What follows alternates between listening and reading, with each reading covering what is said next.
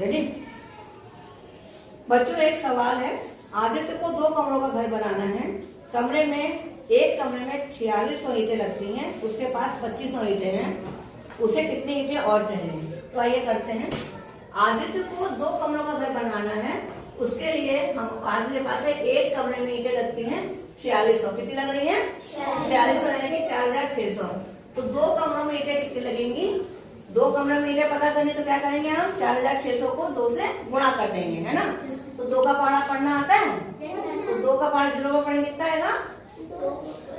0 बार पढ़ेंगे कितना आएगा? 0। और फिर 2 का पहाड़ा 0 बार पढ़ेंगे तो कितना आएगा? 0।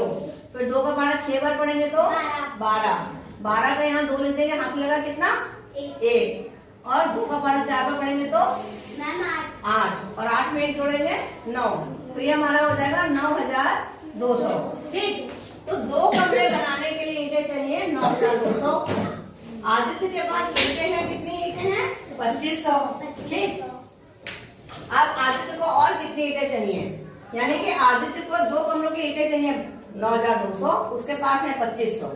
तो क्या करेंगे हम? 9200 में से 2500 घटा देंगे। ठीक है। तो हमें ये पता चल जाएगा उसको कितनी ईंटें और चाहिए। तो उसको घटाते हैं। चलिए, घटाना आता है सबको? 0 में से 0 गया कितना बचा? 0।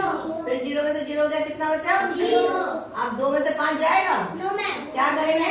हासिल लेंगे। यहाँ से हमने एक हासिल ले लिया। यहाँ कितना हो गया? 12 में से 5 जाएगा कितना बचा? 7। और यहाँ क्या बचा? 9 है ना? 8 में से 2 गया 6। तो कितनी ईंटें और चाहिए? 6700।